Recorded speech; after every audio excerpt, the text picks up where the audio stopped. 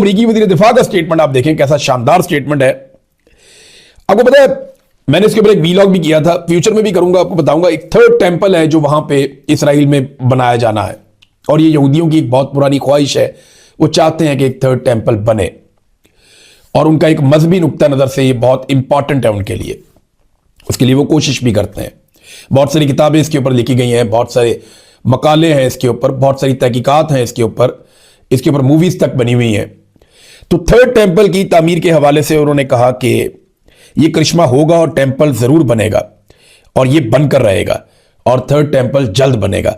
ये अमरीकी वज़ीर दिफा ने कहा है, ये स्टेटमेंट अमरीकी वज़ीर दिफा का है।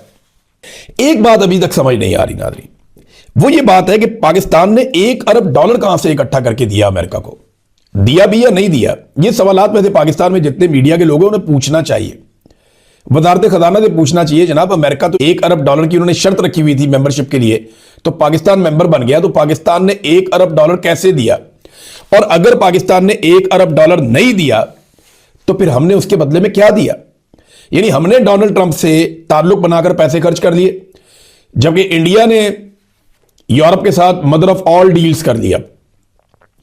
चाइना के साथ वो अपनी तजारत बढ़ा रहा है इंडिया, अमेरिका के साथ उनकी डील हो रही है, यूरोप के साथ मदर ऑफ ऑल डील्स उनकी हो रही है, कनाडा के साथ उनकी डील हो रही है, दुनिया भर के ममालिक के साथ। अभी यूएई के साथ उन्होंने $200 अरब तक अपनी तजारत जाने का फैसला किया है, और वो उसके ऊपर उन्होंने मुआहदा भी कर लिया है। तो इंडिया जो है वो टेक ऑफ कर रही है, उसकी इकोनॉमी बहुत तेजी से, और हमने सिर्फ ये पकड़ा हुआ है कि जनाब इधर तुम दिया तो उसको मार दिया, तो उसको ये कर देंगे हम, तो हम वो कर देंगे।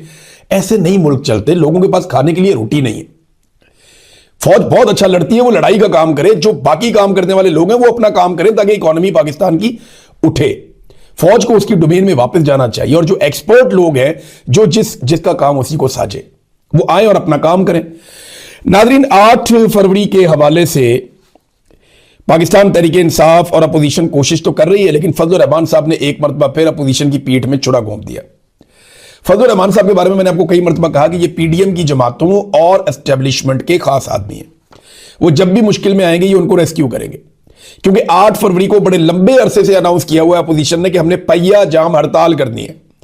उस पहिया जाम हड़ताल से तवज्जो हटाने के लिए, उसको नाकाम बनाने के लिए फजल रहमान साहब ने एहतजाजी मुजाहरे रख लिए, और ये कहा कि जनाब मैं तो रावलपिंडी में एक बहुत बड़ा जलसा करूंगा। अब आप देखिएगा कि फजल रहमान साहब के जलसे को पूरे पाकिस्तान में कवरेज दी जाएगी, और पाकिस्तान तहरीक इंसाफ के या अपोजिशन का जो तहरीक तहफ़्फ़ुज़ आईन पाकिस्तान है, उसका जो एहतजाज है या पहिया जाम है, उसको किसी किस्म की कवरेज नहीं मिलने वाली।